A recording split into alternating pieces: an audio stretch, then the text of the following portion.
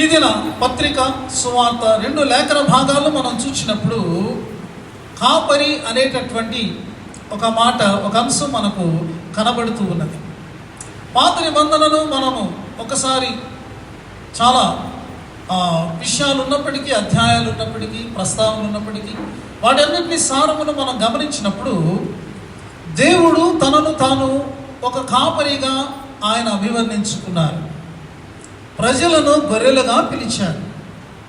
కాబట్టి ఇశ్రాయేలీయులు దేవుని గొర్రెలుగాను, యెహోవా దేవుడు వారి యొక్క కాపరిగాను ఉన్నట్లు పాత నిబంధన లేఖనాల్లో మనం చూస్తాం.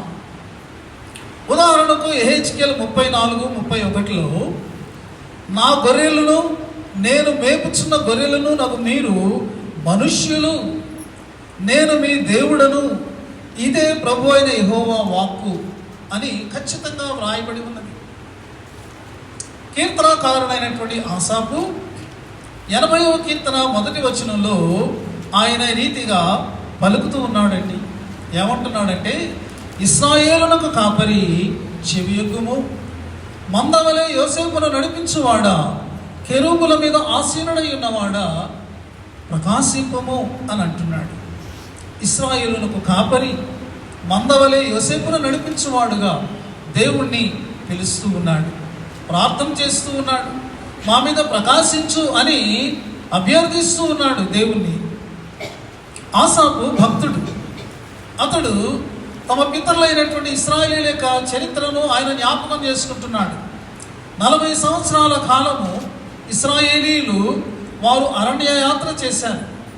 ప్రియమైనటువంటి వారులారా, ఆ లక్షల మంది ప్రయాణం, మరి ఆ యొక్క ప్రయాణం చేస్తూ ఉన్నప్పుడు వారికి ముందుగా వారిని లీడ్ చేస్తూ ఉన్నటువంటిది ఎవరో మీకు తెలుసా?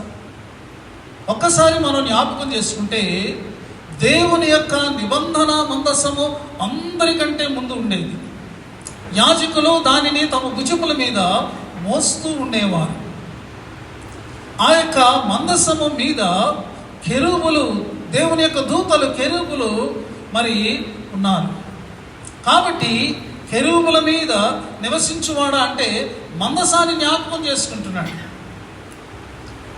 మందసము దేవుని యొక్క మరి సన్నిధికి గుర్తుగా ఉంది. దేవుడు తమతో ఉన్నాడని. కాబట్టి నాడు వారు అరణ్యయాత్రలో వెళ్తున్నప్పుడు వారిని, ఆ ఇశ్రాయేలుకు కాపరిగా మందవలే వారిని నడిపించింది ఎవరు అని మనం చూస్తే యెహోవా దేవుడు. Lord God was like shepherd. He led them throughout their journey. మరి వారు అలా ప్రయాణం చేస్తూ ఉన్నప్పుడు ప్రియమైనటువంటి వారులారా, ఆయన కాపురత్వంలో వారు అరణ్యాలు దాటారు, ఎడారులు దాటారు, కొండలు, మైదానాలు, దేశాలు వాళ్ళు దాటారు. ఆయన కాపురత్వంలో వారు పోషించబడ్డారు. ఎండ, చలి, వర్షము మొదలైనటువంటి యొక్క ఋతువులన్నిటిలో కూడా వారు సంరక్షించబడ్డారు. బలమైనటువంటి శత్రువుల నుండి వారు కాపాడబడ్డారు, విజయులయ్యారు. క్రూర మృగాలు, విషసర్పాలు ఉన్నటువంటి ఆ యొక్క అరణ్య మార్గమంతటిలో కూడా వారు ఎంతగానో తప్పించబడ్డారు. కీర్తనాకారుడైనటువంటి ఆసాపు ఈ సంగతులన్నింటినీ ఒకసారి మరలా ఆయన దృష్టిలోనికి తెచ్చుకుంటూ, అలా మా పితరులను నడిపించినటువంటి ఓ కాపరి, ఇప్పుడు మమ్మను కూడా నడిపించండి అని ఆయన దేవుణ్ణి అడుగుతూ ఉన్నటువంటి విషయాన్ని, ప్రాధేయపడుతున్నటువంటి విషయాన్ని మనం గమనించగలం. దావీదు ఒక మహారాజు అయినప్పటికీ కూడా, అతడు శక్తి సామర్థ్యాలు కలిగినటువంటి వాడుగా ఉన్నప్పటికీ కూడా, ధైర్య సాహసాలు కలిగినటువంటి వీరుడైనప్పటికీ కూడా తనను తాను ఎలా పోల్చుకున్నాడు? ఒక సింహంలాగా పోల్చుకోలేదండి, ఒక టైగర్ లాగా పోల్చుకోలేదండి.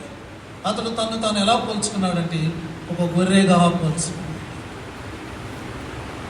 గొర్రె అది మరి ఎలాంటిది అని మనం ఆలోచన చేస్తే, it's completely depends upon the shepherd.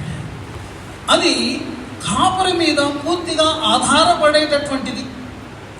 అలాంటి గొర్రెగా దావీదు తనను తాను పోల్చుకున్నాడు. అంటే దావీదు ఎలాగ ఉన్నాడు అంటే, ఎప్పుడూ కూడా సెల్ఫ్ సఫిషియెంట్గా కానీ, సెల్ఫ్ ఎఫిషియెంట్గా కానీ అతను ఎంచుకోలేదంట. నా స్వయం శక్తి, నా స్వయం సామర్థ్యం నాకు చాలు, నేను ఏదైనా సాధించగలను, నేను ఏదైనా చేయగలను అని దావీదు ఎన్నడూ ఎన్నడూ ఎన్నడూ అనుకోలేదండి. అందుకనే తన గొర్రెగా అతడు పోల్చుకున్నట్లు మనం చూస్తాం. అతని యొక్క మాటలను, అతని యొక్క మరి గానాన్ని మనం చూస్తే అతను ఏమంటున్నాడంటే, తాను పరుండుటకు, తాను ప్రయాణించుటకు ఆధారము దేవుడే అంటాడు. తన శాంతికి, తన విశ్రాంతికి ఆధారము దేవుడే అంటాడు. తన నీతికి, తన ఆదరణకు ఆధారం దేవుడే అని అంటాడు. తన ఆహారానికి, తన ఆరోగ్యానికి ఆధారం దేవుడే అని అంటాడు. ఈ లోకంలో తన బ్రతుకులో క్షేమానికి, తదుపరి చిరకాల నివాసానికి ఆధారం దేవుడే అని అంటాడు. ఈ మాటలన్నీ మనం ఎక్కడ చూస్తాం? యాహ్వే రోహి అని అంటారు. యెహోవా రోహి. 23వ సంకీర్తన మొదటి వాక్యంలో యెహోవా నా కాపరి. యాహ్వే రోహి అంటే లార్డ్ మై షెపర్డ్ అని అర్థం. ఎప్పుడైతే ఆ యొక్క ప్రభు, ఆ యొక్క దేవుడు తన కాపరిగా ఉన్నాడో, ఇదిగో ఈ యొక్క సౌభాగ్యాలన్నీ కూడా నేను అనుభవిస్తున్నాను అని చెప్పి దావీదు దేవునిని కీర్తించాడు. చూసారా, నాడు దేవుడు తనను కాపరిగా చెప్పుకుంటే, నాడు ఆసాపు లేకపోతే దావీదు వంటి భక్తులు కూడా తమను తాము గొర్రెలుగా ఎంచుకొని మరి దేవుని కాపరిగా వారు కీర్తించారు. ప్రియమైన వారులారా, బైబిల్ గ్రంథం అంతటిలో కూడా కాపరి గొర్రె అనేటటువంటి ఒక రిలేషన్షిప్ అది మెయింటైన్ అవుతూ రన్ అవుతూ ఉన్నటువంటిదిగా, ఆ యొక్క థీమ్ రన్ అవుతున్నట్లుగా మీరు బైబిల్ చదివితే అర్థం చేసుకోగలరు. గొర్రె ఇండిపెండెంట్ కాదు. తనకు తానుగా అది బ్రతుకలేదు, తనకు తానుగా అది ఆహారాన్ని సంపాదించుకోలేదు, తనకు తానుగా అది శత్రువు నుంచి రక్షించుకోలేదు. కాబట్టి ప్రతి విషయంలో కూడా కాపరి యొక్క అవసరతను గొర్రె కలిగి ఉన్నది. ఇన్ ద సేమ్ వే ప్రతి మనిషిని మనం ఆలోచన చేసినప్పుడు ప్రతి మనిషి కూడా ఇండిపెండెంట్ కాదు. ఒకళ్ళు అతను అనుకోవచ్చు, విర్రవీగుతూ ఉండొచ్చు, అహంకారంతో అహంభావంతో అతడు అనుకుంటూ ఉండవచ్చు, కానీ యాక్చువల్గా no man upon this earth is independent.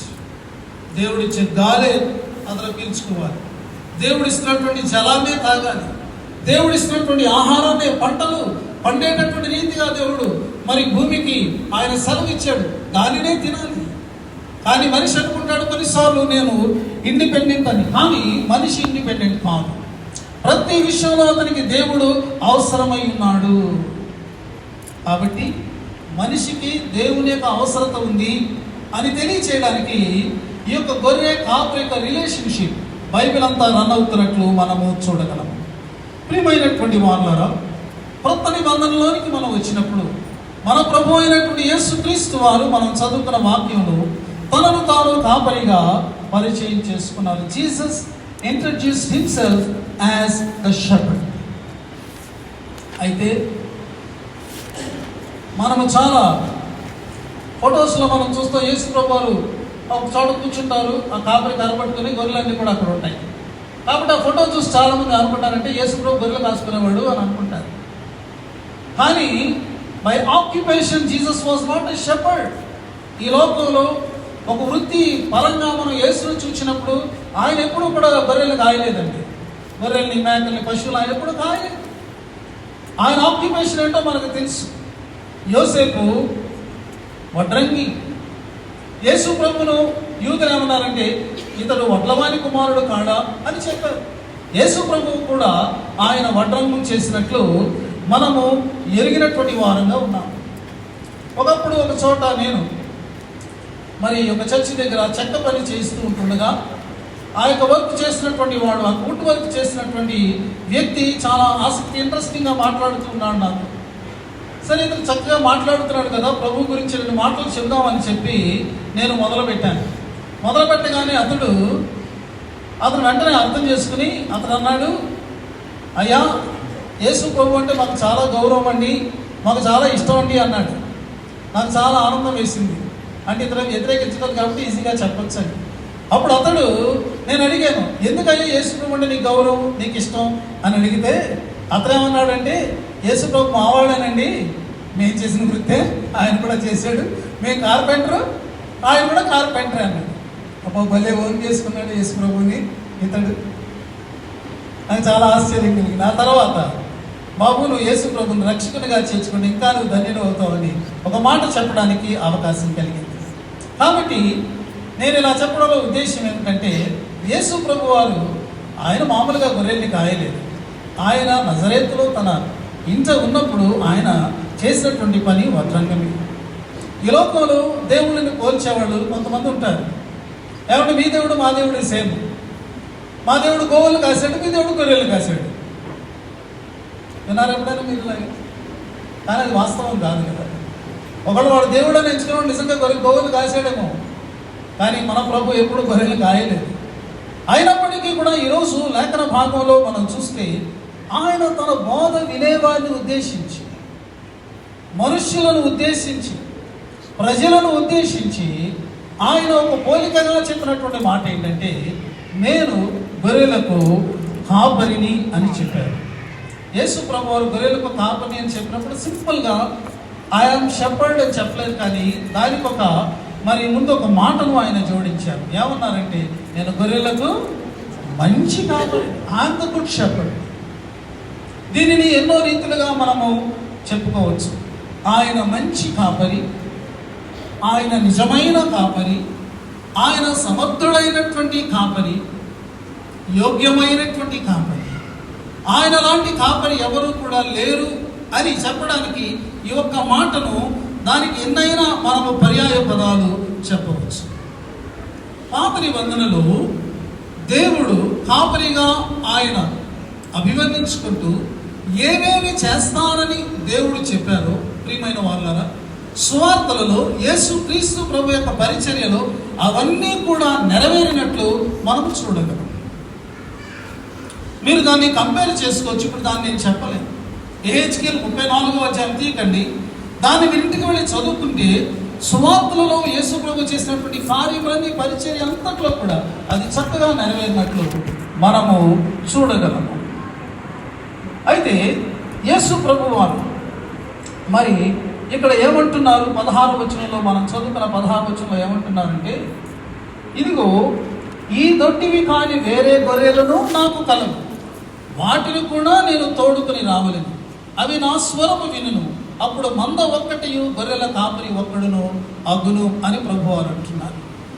ఇక్కడ మరి ఒక దొడ్డిలో ఉన్నటువంటి ఆ యొక్క గొర్రెలు ఉన్నాయి, దొడ్డిలో లేనటువంటి గొర్రెలు ఉన్నాయి.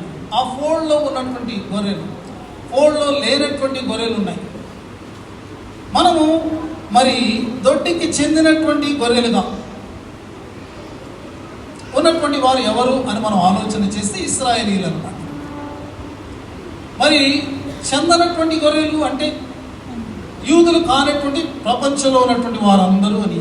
కానీ ఇక్కడ యేసు ప్రభు వారు ఏమంటున్నారంటే, నేను మరి ఈ యొక్క దొడ్డిలో ఉన్నటువంటి గొర్రెలకు మాత్రమే కాపని అని అంటలేదు, నాకు బయట కూడా చాలా గొర్రెలు ఉన్నాయి, ఆ గొర్రెలు కూడా నా గొర్రెలే, ఆ గొర్రెలు కూడా నేను కాపరిని అని ప్రభు వారు అంటున్నారు. ప్రియమైనటువంటి వారులారా, యేసుక్రీస్తు ప్రభు వారు అన్ని జాతులకు కూడా ఆయనే దేవుడు. యేసుక్రీస్తు మనుషులందరికీ కూడా ఆయనే కాపరి. ఇశ్రాయేలీయులు ఏమనుకున్నారంటే, ఈ దేవుడు మాకు మాత్రమే దేవుడు అనుకున్నారు. కానీ దేవుడు ఏమంటున్నారంటే, నేను ఇశ్రాయేలీయులకు మాత్రమే దేవుడిని కాదు, అందరికీ దేవుణ్ణి అని ఆయన తెలియచేస్తూ ఉన్నారు. ప్రియమైన వారు, ఒకసారి మనము 100వ కీర్తనను మనము చూసినట్లయితే, ఈ యొక్క సత్యము అది ఈరోజు క్రొత్త నిబంధనలో పుట్టినటువంటిది కాదు, అది పూర్వకాలము నుండి ఆరంభంగా నుండి ఉన్నటువంటి సత్యమే. కీర్తనాకారుడు మరి ఈ యొక్క మాటలను పలికాడు, దేవుడే పలికించాడు. ఏమంటున్నాడు? సమస్త దేశములారా యెహోవాకు ఉత్సాహధ్వని చేయండి.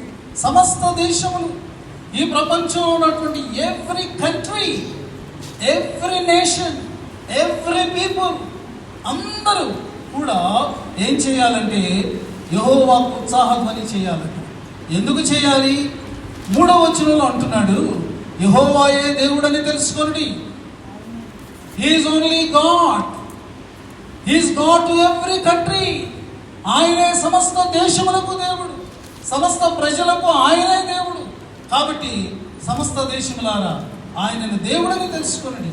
ఎందుకని అంటే ఆయనే మనల్ని పుట్టించెను, మనము ఆయన వారము, ఆయన ప్రజలము, ఆయన మేపు గొర్రెలము. చూసారా, ఆయన మేపుతున్న గొర్రెలము.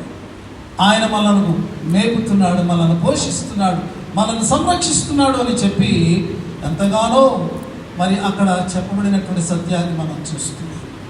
కాబట్టి యేసు ప్రభువారు ఏమంటున్నారంటే, ఇదిగో ఈ దొడ్డిలో లేనటువంటి గొర్రెలు కూడా నాకున్నాయి, వాటిని కూడా నేను తోడుకొని రావాలి.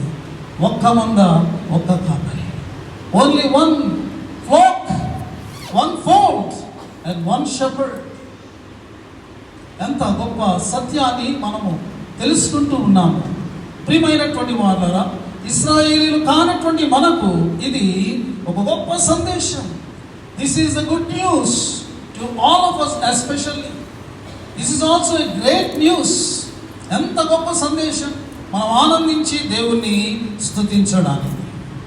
ఈరోజు మన యొక్క పత్రిక లేఖన భాగంలో మనం చూస్తే ఈ కాపరి యొక్క విశిష్టతను భక్తులైనటువంటి పేతురు, అపోస్తలుడైన పేతురు మరీ అధికంగా అతడు వివరించాడు.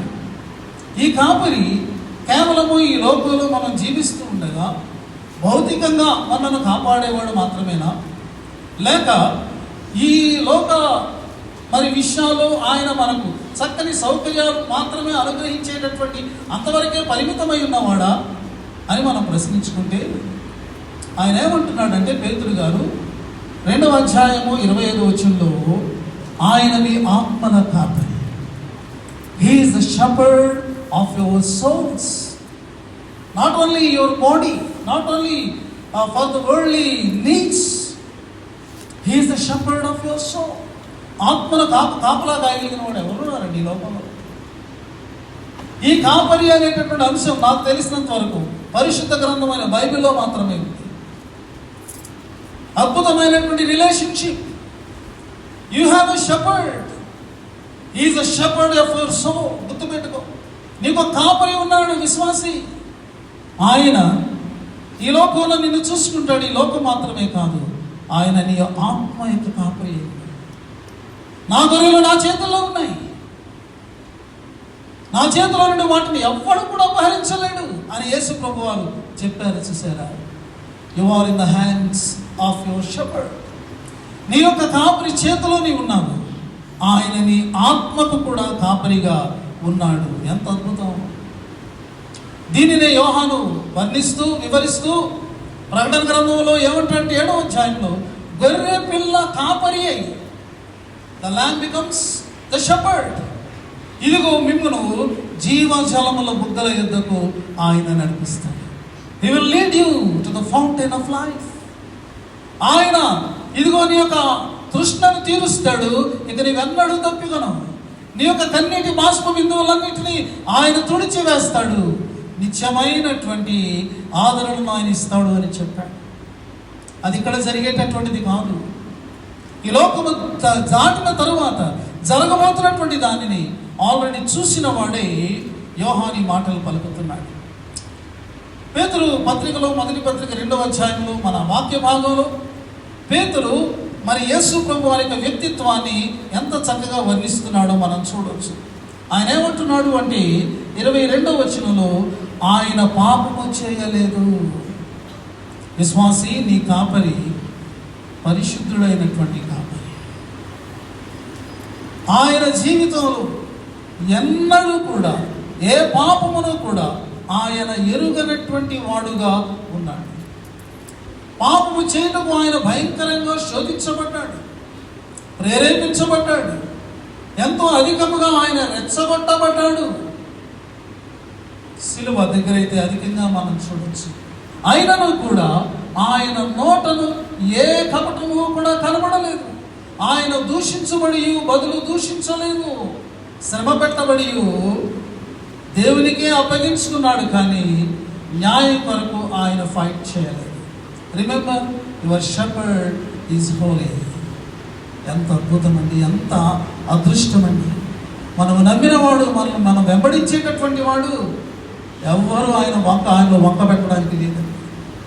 ఎవరు ఆయనలో ఏ విధమైనటువంటి తప్పును చూపించడానికి ఆస్కారం లేనంతటి గొప్ప పరిశుద్ధుడుగా ఆయన ఉంటున్నాడు.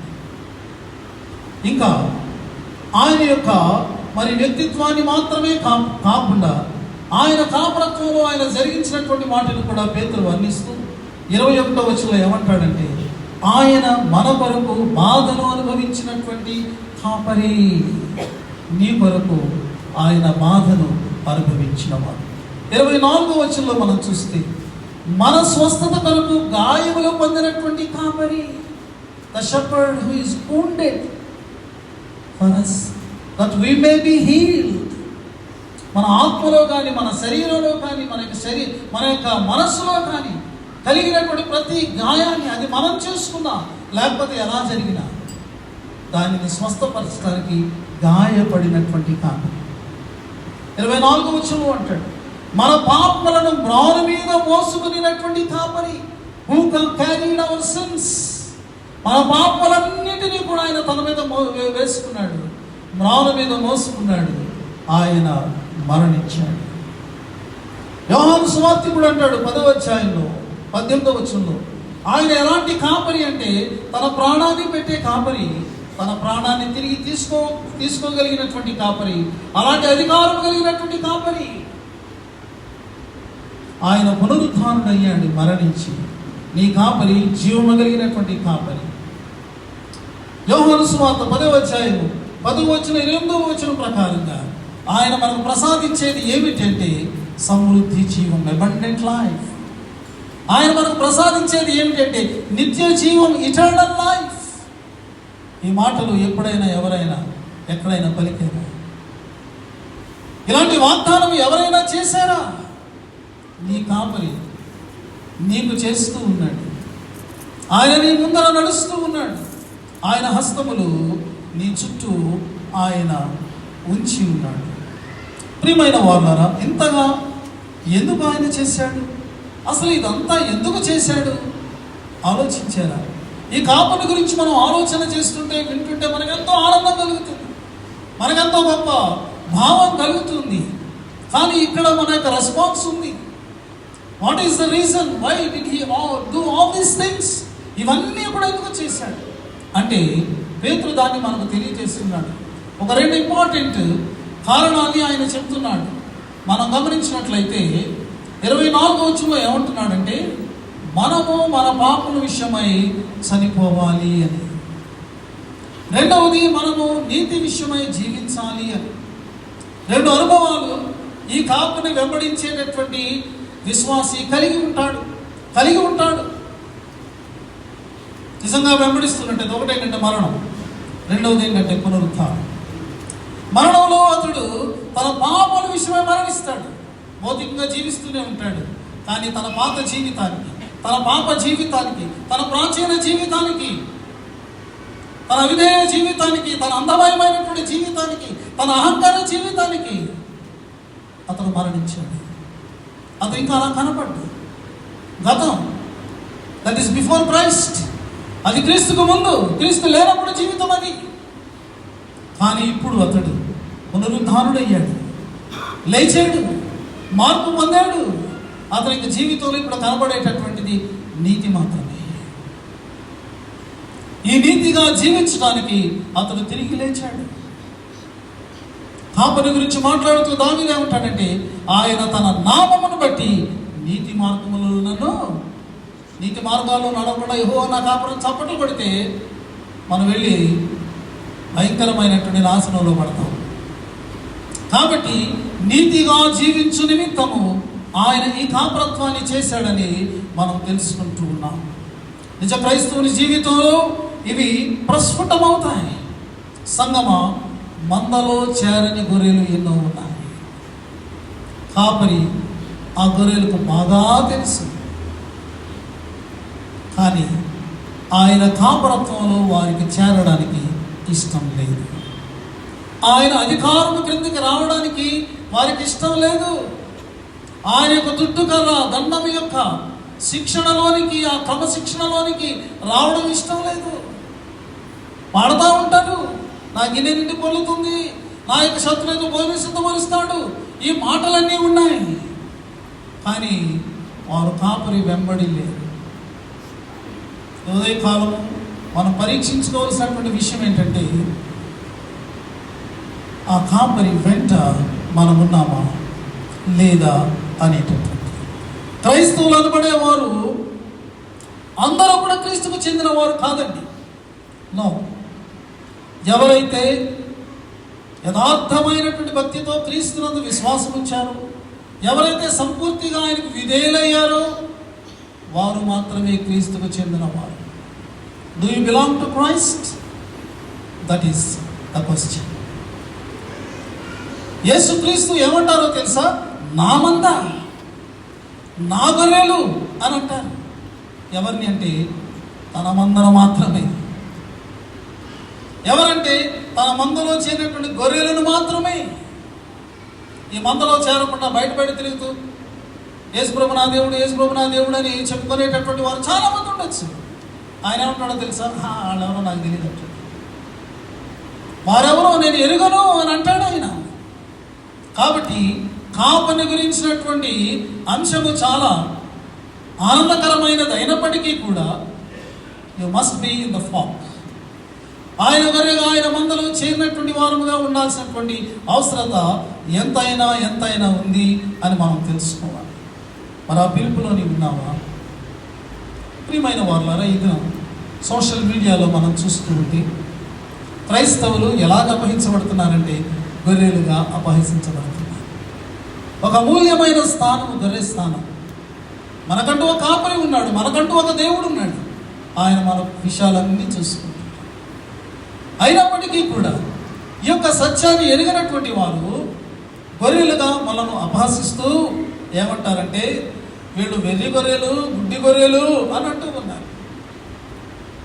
వాళ్ళు దానికి చెప్పేటటువంటి రీజన్ ఏంటంటే, ఇదిగో తమ పాస్టర్లు ఏది చెప్తే అది నమ్మి, వాళ్ళు ఏది చెప్తే అది చేసి వాళ్ళు మోసపోతున్నారు, కాబట్టి వీళ్ళు వెర్రివారు, గుడ్డివారు అని అంటున్నారు. అక్కడక్కడ అలాంటి సమూహాలు లేకపోలేదండి, ఉన్నారు. అలాగ గుడ్డిగా వెళ్ళిపోతున్నటువంటి వాళ్ళు ఉన్నారు. అలాగ తప్పు మార్గంలో పాస్టర్ల పేర, సేవకుల పేర నడిపిస్తున్నటువంటి మరి దొంగ కాపర్లు కూడా ఉన్నారు.